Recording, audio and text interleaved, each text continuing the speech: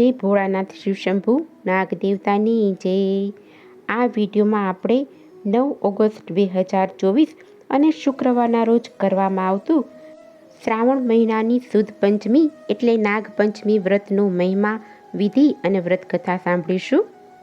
જો વ્રત ના કર્યું હોય તો પણ કથા સાંભળવાથી અને નાગ દેવતાનું સ્મરણ કરવાથી તેમના આશીર્વાદ મેળવી શકાય છે અને પુણ્યના ભાગીદાર બની શકાય છે.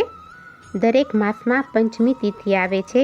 આ પંચમી તિથિએ નાગ દેવતાનું પૂજન અવશ્ય થાય છે. પંચમી તિથિએ નાગ દેવતાને સમર્પિત છે. એમાંય પણ અષાઢ માસની અને શ્રાવણ માસની પંચમી તિથિનો નાગ દેવતાની પૂજન કરવાનો અનેરો મહિમા છે. આ પંચમી તિથિનું વ્રત ઘણા લોકો અષાઢ વદ પાંચમના દિવસે કરતા હોય છે, ઘણા લોકો શ્રાવણ સુદ પાંચમના અને ઘણા લોકો શ્રાવણ વદ પાંચમના દિવસે કરતા હોય છે. નાગપંચમીના દિવસે નાગ દેવતાની વિશેષ પૂજા કરવામાં આવે છે. નાગપંચમીનું વ્રત કરવાથી નાગ દેવતા સૌની મનોકામના પૂર્ણ કરે છે. આ નાગપંચમીના દિવસે વાસુકી નાગ, શેષ નાગ, તક્ષક નાગ વગેરેનું પૂજન કરવામાં આવે છે. કહેવાય છે કે આપણા પિતૃ પણ નાગના સ્વરૂપમાં વિદ્યમાન રહે છે. તેથી તેમની પૂજા કરવાથી દરેક નાગ જે ભગવાન શિવનું આભૂષણ છે તેમની કૃપા પ્રાપ્ત થાય છે અને પિતૃઓની કૃપા પણ બની રહે છે. જે વ્યક્તિને સર્પદોષ હોય, નાગદોષ હોય તે શાંત થાય છે. આપણી સંસ્કૃતિમાં વિવિધ રીતે નાગ દેવતાનું પૂજન વર્ષોથી કરવામાં આવે છે. તે પછી ભલે ખેતરના રક્ષક તરીકે ખેતલાવીર હોય કે ક્ષેત્રપાલ હોય કે ભાથીજી મહારાજની પૂજા વખતે પણ નાગ દેવતાનું પૂજન કરીએ છીએ, જેથી આપણા બાળકોની પણ તે રક્ષા કરે. પંચમી તિથિ એ નાગ દેવતાને સમર્પિત છે. આ વ્રત કરનારે પંચમી તિથિના રોજ સવારે પાણિયારે નાગનું ચિત્ર બનાવવું, તેના માટે મેષ અથવા કાળી સાઈનો ઉપયોગ કરવો, તેને નાગલા ચડાવવા, ફૂલ ચડાવવા, ધૂપ દીપ નૈવેદ્યથી પૂજન કરવું અને પ્રસાદમાં બાજરીના લોટની કુલેર, શ્રીફળ વધેરવું, ફણગાવેલા મગ, મઠ, બાજરી તથા કાકડીનું નૈવેદ્ય પણ ધરાવી શકાય અને એકટાણું કરવું તથા કથા વાર્તા સાંભળવી. હવે આપણે નાગપંચમી વ્રતની કથા સાંભળીશું. આ દિવસે વ્રત કરનારે સવારે વહેલા ઉઠી નાહી ધોઈ પાણિયારે નાગનું ચિત્ર દોરી ઘીનો દીવો કરી અને પૂજા કરવી. પછી બાજરીના લોટની પુલેર બનાવી ધરાવી. તે દિવસે એકટાણું કરવું. એમાં આગલા દિવસના પલાળેલા મઠ, મગ, બાજરી, કાકડી તથા અથાણું ખાઈ શકાય. આ વ્રત કરનાર ઉપર નાગદેવની કૃપા ઉતરે છે. ધરમપુર નામે એક ગામ હતું. આ ગામમાં એક ડોશી રહેતી. તે ડોશીને 7 દીકરા. ડોશીએ 7 દીકરાઓને પરણાવી દીધેલા. તેથી 7 વહુઓ સાથે રહેતી હતી. દરેક વહુને પિયર હતું, મા બાપ હતા, પરંતુ નાના દીકરાની વહુને પિયરમાં કોઈ જ નહોતું. અવારનવાર બધા એને ન બાપી કહી અને મેણા મારતા.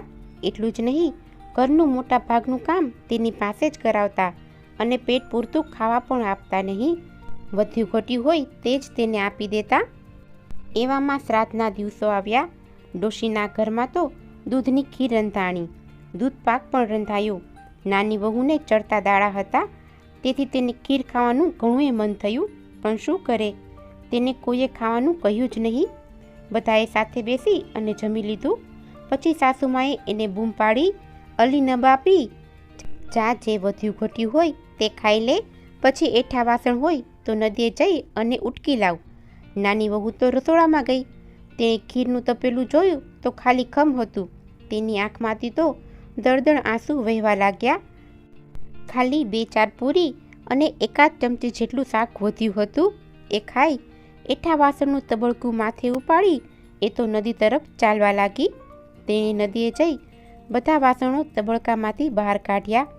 એમાં એક વાટકામાં કોઈના એઠી ખીર હતી. નાની વહુ તો ખીર જોઈ અને રાજી રાજી થઈ ગઈ. તેણે ખીરનો વાટકો ઝાડ પાસે મૂક્યો અને વિચાર્યું કે વાસણ ઉટકી અને પછી આ ખીર પી જઈશ. નાની વહુ તો વાસણ ઉટકી અને નદીમાં નાહવા ગઈ. નાહીને બહાર આવી અને વાટકી પાસે ગઈ તો વાટકી ખાલી ખમ હતી. નાની વહુ નાહવા ગઈ ત્યારે ઝાડ નીચે ખીરની વાટકી મૂકી હતી.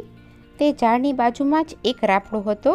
એ રાફડામાંથી નાગણી આવીને ખીર ખાઈ ગઈ હતી અને પછી રાફડામાં સહેજ મોઢું બહાર રાખી અને બેઠી હતી. તેને થયું કે નક્કી આ સ્ત્રી મને હમણાં ગાળો દેશે. પરંતુ નાની વહુ તો ગુસ્સે થવાને બદલે એમ બોલી કે આ ખીર મારા જેવી કોઈ દુખિયારી ખાઈ ગઈ હશે.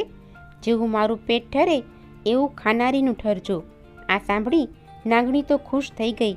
તે રાફડામાંથી બહાર આવી અને બોલી, બેટી, મને ખૂબ ભૂખ લાગી હતી એટલે તારા ભાગની ખીર હું ખાઈ ગઈ. બોલ, એના બદલામાં તારે શું જોઈએ છે? તને કઈ વાતનું દુઃખ છે? નાની વહુએ તો બધી વાત કરી. મારા પિયરમાં કોઈ નથી, તેથી બધા મને સાસરીમાં દુઃખ આપે છે. મને ન બાપી કહે છે. મને મારી સાસરીમાં પૂરું ખાવા પણ આપતા નથી. વળી થોડા દિવસોમાં મારો ખોરો ભરાવાનો છે. મારે કોઈ ભાઈ નથી. હું ખોરો ભરવા કોને બોલાવું? આટલું બોલતા બોલતા તે ધ્રુસકે ને ધ્રુસકે રડવા લાગી. નાગણીને તો તેના ઉપર દયા આવી. તેણે નાની વહુને શાંત પાડી અને કહ્યું, બેટી, તું રડીશ નહીં. આજથી અમે તારા પિયરિયા છીએ. જ્યારે તારો ખોળો ભરવાનો થાય ત્યારે મારા રાફડા પાસે કંકોત્રી મૂકી જજે, એટલે હું આવી અને ખોળો ભરી જઈશ. નાની વહુ તો હરખાતી વાસણોનું તબડકું માથે ચડાવી અને ઘેર તરફ ચાલી નીકળી. તે ઘેર આવી અને આનંદમાં દિવસો પસાર કરવા લાગી. થોડા વખત પછી તો નાની વહુને ખોળો ભરવાનો દિવસ આવ્યો.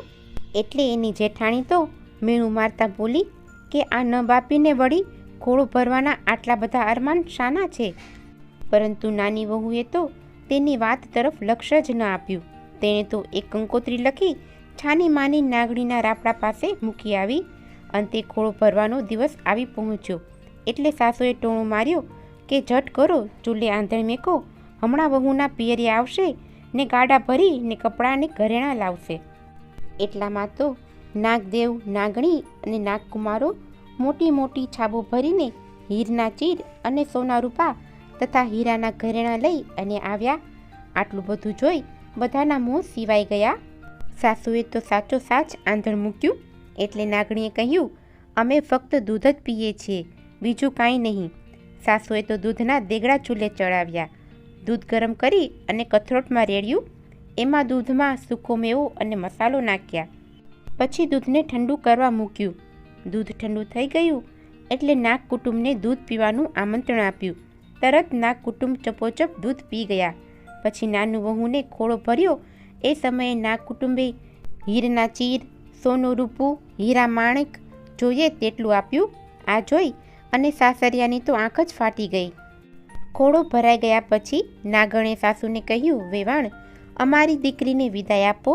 સુવાવડ પતી ગયા પછી 1.25 મહિને અમે એનું આણું વાળીશું. સાસુમાએ તો નાની વહુને નાગ કુટુંબ સાથે વળાવી. નાગ દેવતાઓ વહુને લઈ અને ચાલવા લાગ્યા. તેમણે કહ્યું, બેટી, તું ગભરાઈશ નહીં, અમારી પાછળ પાછળ ચાલી આવ. બધા રાફડામાં પ્રવેશ્યા. નાની વહુ પણ એમની પાછળ અંદર ગઈ. અંદર જઈને જોયું તો નાની વહુ અચંબામાં પડી ગઈ. અંદર એક મોટું ભોંયરું અને તે ભોંયરાની વચ્ચોવચ એક સુંદર રાજમહેલ હતો. આ રાજમહેલને જોઈ અને નાની વહુની બીક ટળી ગઈ. મહેલના ચોકની વચમાં એક સરસ મજાની હિંડોળા ખાટ હતી. તેના ઉપર નાની વહુ બેસી અને ઝૂલવા માંડી. નાગકુમારો પણ તેને પોતાની બહેન બનાવી તેની સાથે રમવા લાગ્યા. ત્યારે નાગણે કહ્યું, બેટી, તું તારે અહીં ખાઈ પી અને આનંદ કર. અહીં કાંઈ કામ કરવાનું નથી.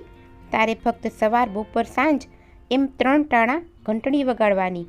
એટલે બધા નાગકુમારો ઘંટડીનો અવાજ સાંભળી અને દોડી આવશે. એટલે તારે એને દૂધ પાવાનું. આમ ભલે કહી અને નાની વહુએ તો હામી ભરી. આમ કરતાં કરતાં દિવસો પસાર થવા માંડ્યા અને સમય પસાર થતાં નાની વહુએ દેવના સમાન દીકરાને જન્મ આપ્યો. દીકરો તો ધીમે ધીમે મોટો થવા લાગ્યો. એક દિવસ નાની વહુએ ઉકળતું દૂધ ઠંડુ પાડવા મૂકી બહાર ગઈ. ત્યાં છોકરો રમતો રમતો દૂધ પાસે આવી પહોંચ્યો. તેણે પેલી ઘંટડી જોઈ. છોકરાએ તો ઘંટડી વગાડવા માંડી.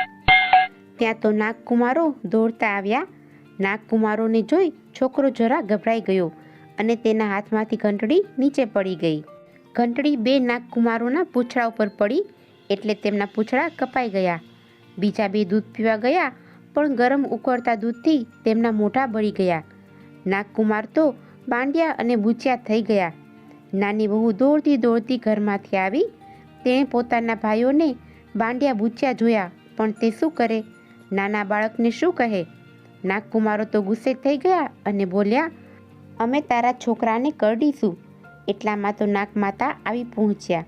તેમણે નાગકુમારોને શાંત કર્યા, પણ તેમના મનમાંથી વેર ગયું નહીં. નાની વહુને સાસરે વળાવવાનો દિવસ આવ્યો. નાગણી માતાએ તો તેને મનગમતી પહેરામણી આપી સાસરે વળાવી. એને એક સોનાનો ચૂડો અને રેશમી વસ્ત્રો આપ્યા. પછી બોલ્યા, બેટી, જ્યારે પણ તને દુઃખ પડે ત્યારે આ ઘરને તારું પિયર સમજી અહીં ચાલી આવજે. નાની વહુ પિયરથી સાસરે આવી. સાસુ તો છોકરાને જોઈ અને વહુને ભેટી પડી. બીજી વહુઓને તેના ઉપર ઈર્ષા આવવા લાગી. પેલા નાગકુમારોને થયું કે અહીં માતાએ તો આપણને કરડતા રોક્યા, પણ ત્યાં કોણ રોકશે? એમ વિચારી તેઓ નાની વહુના સાસરે કરડવા આવી પહોંચ્યા અને ઘંટી નીચે સંતાઈ ગયા. એટલામાં નાની વહુ પાણીનું બેડું ભરી અને આવી. ઉંબરામાં આવતા તેને ઠેસ વાગી, એટલે તે બોલી, ખમ્મા મારા બાંડિયા બુચ્યા વીરોને. આ સાંભળી નાગકુમારો વિચારમાં પડ્યા કે બહેન આપણને હજી આટલા યાદ કરે છે. બીજા દિવસે નાની વહુ પાણી ભરવા ગઈ. નાગકુમારો પણ છાનામાના તેની સાથે ગયા. વહુને વાવના પગથિયે ઠેસ વાગતા તે ફરી બોલી, ખમ્મા મારા બાંડિયા બુચ્યા વીરોને. નાગકુમારોએ બહેનનો આટલો બધો પ્રેમ જોઈ તેના બાળકને કરડવાનો વિચાર માંડી પાડ્યો. તે ત્યાંથી ચાલતા થયા. એક દિવસ નાની વહુના છોકરાએ જેઠાણીના દૂધની તાંબડી ઢોળી નાખી. આથી તે ગુસ્સે થઈ અને છણકો કરતા બોલી, અમારા રાંકનું દૂધ શા માટે ઢોળી નાખો છો? તમે તો મોટા ઘરના છો. કાલે ગાયો ભેંસો લાવી અને બાંધશો, પણ અમે શું કરીશું? નાની વહુને આ વાતનું ખોટું લાગ્યું. તે છોકરાને લઈ અને નાગમાતા પાસે ગઈ અને પોતાના દુઃખની વાત કહી સંભળાવી. આથી નાગમાતાએ તેને આશ્વાસન આપી અને કહ્યું, બેટી, તું ઘેર જઈ અને વાળો કરાવ. હું કાલે જ ગાયો અને ભેંસો મોકલાવીશ. વહુએ તો ઘેર આવી અને વાળો કરાવ્યો. એટલામાં તો પેલા બાંડિયા બુચ્યા ભાઈઓ પુષ્કળ ગાયો અને ભેંસો લઈને આવી પહોંચ્યા. બહેનનો વાળો ભરાઈ ગયો. બહેને થોડી ગાયો અને ભેંસો જેઠાણીઓને આપી. તેથી તેઓ પણ ખુશ થઈ ગયા. આખા ઘરમાં આનંદ આનંદ છવાઈ ગયો. હે નાગ દેવતા, તમે જેવા નાની વહુને ફળ્યા તેવા આ વ્રત કરનારને, કથા કરનાર, સાંભળનાર સૌને ફળજો. બોલો નાગ દેવતાની જય. જો તમને આજની આ કથા પસંદ આવી હોય તો એક લાઈક આપી ચેનલને સબસ્ક્રાઈબ કરજો. આજની આ કથા સાંભળવા બદલ આપનો ખૂબ ખૂબ આભાર. નાગ દેવતાની જય. ભોળાનાથ શિવશંભુની જય.